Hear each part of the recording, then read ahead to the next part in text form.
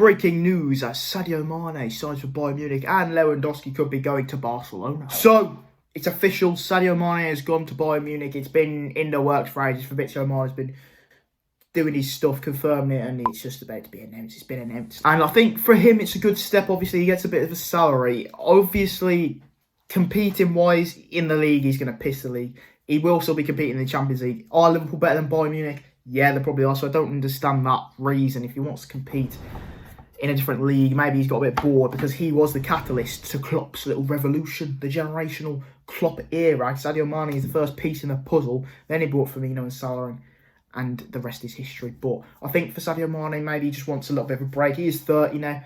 He has 2 or 3 years at the top level. Definitely, he could have stayed at Liverpool.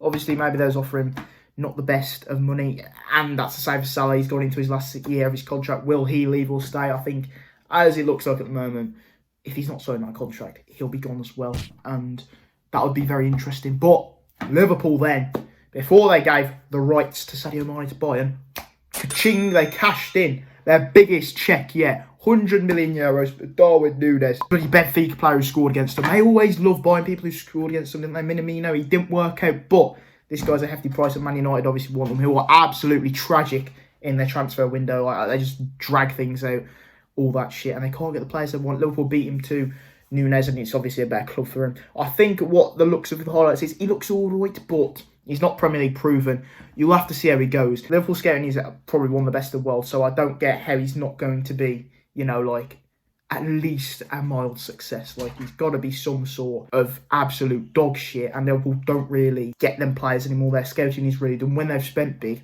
recently, Van Dijk, Alisson, they've always kind of worked out. There is the Naby Keita one way, I think he's like 50 mil, weren't he? And he ain't been the best, but he's come up with more moments. But I think Nunez for 100 mil in that 9 position. It's a big gamble though, but I think it will work out just. Now we're moving on to United. Absolute dog shit. The Glazers, mate, they absolutely drag out every transfer. Didn't get Nunez. They're interested in Anthony, who I don't know if he's going to go or not. And now they want Eriksen. Like, I mean, Brentford versus Man United. I wouldn't be surprised if Brentford again because it's United. I know they've got Erik ten Hag, but apart from that, the rest is shit. Ronaldo could be leaving as well. His agent's apparently like flirting with other clubs, you know, trying to get a feel for what they'd pay and stuff like this, you know, whether he'd go or not. I think he probably will stay, but I can see why he'd want to go. He don't want to play in the fucking Europa League for the first time of his career. Like, it will just ruin his legacy a little bit. It's not his fault, it's the bloody club.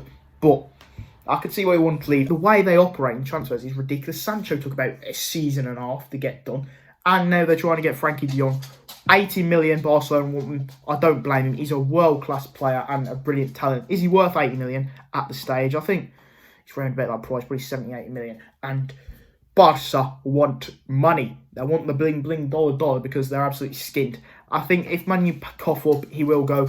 If I'm de Jong, though, I would not want to play in the Europa League under Man United. The only attraction is Erik ten Hag. The rest is absolutely appalling. Why would you want to go to Man United, who are a club in literally turmoil? Erik ten Hag, I think he's going to do wonders again. I don't think he is going to do it at the start. They need to give him time as the biggest rebuild project. He's the manager for the rebuild, if you will. But I don't know how that's going to work out. De Jong would be a good signing for them, but De Jong and Eriksen, I mean, it's 2 great signings, but Man United will probably drag it out to the end of the season, end of the transfer window, and then cash in on it because they take ages to get a transfer. You look at everyone else, their transfers are done in like, they're rumoured, and then like 3 or 4 weeks max, and you've signed the players. And that brings us on to the next one. Man City sign Haaland,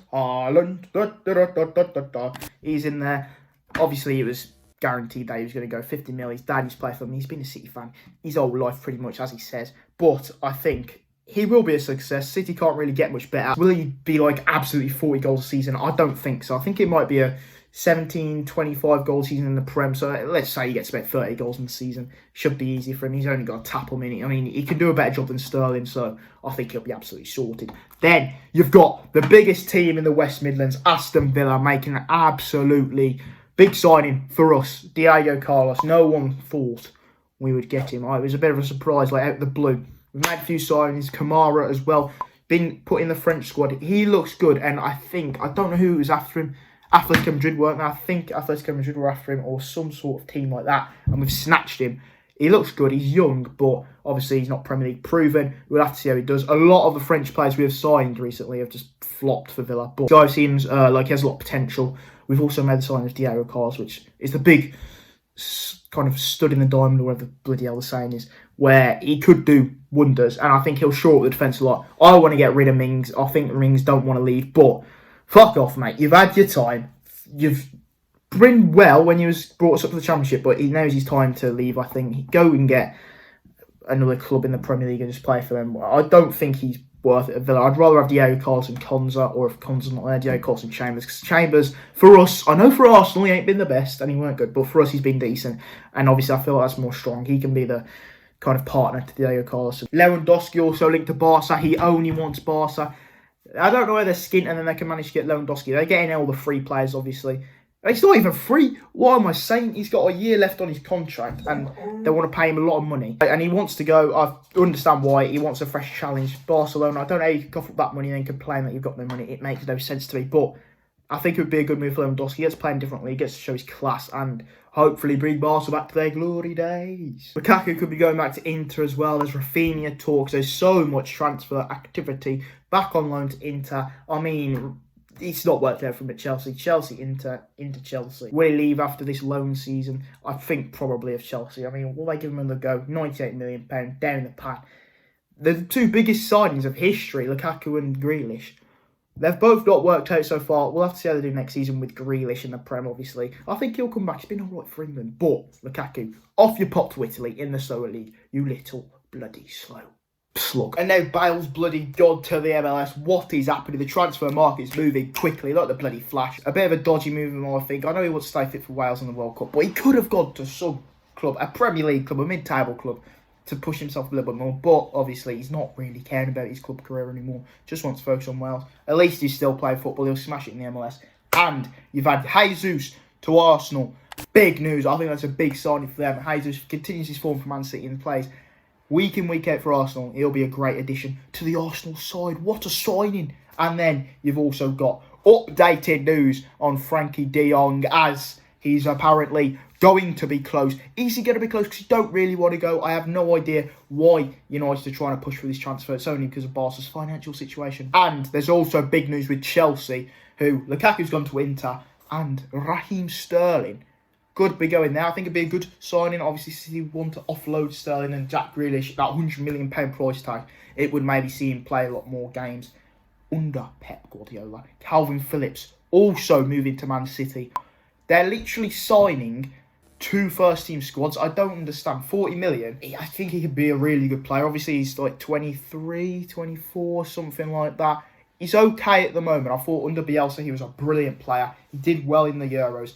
This season, he's obviously got injured, but Pep Guardiola can turn him into a beast. He will be second to Rodri, though. I think it's because they've lost Fernandinho, so they want a little replacement. But City's squad depth is unreal. And that's all for the transfer window roundup. So, yeah, it's been a bit wild. There's been big transfers. Haaland, bloody Lewandowski, De Jong, Nunez, Sadio Mane, all shipped off and gone. It's going to be crazy. It's not as big as last season. Obviously, you had Ronaldo and Messi going. You've had the Mbappe contract. That's old news as well. But I think it's going to be a good transfer window. There's still months to go, so there could be some plots and twists in the storyline. So, yeah, hope you guys enjoyed. Please leave a like, subscribe, and I'll see you in the next video.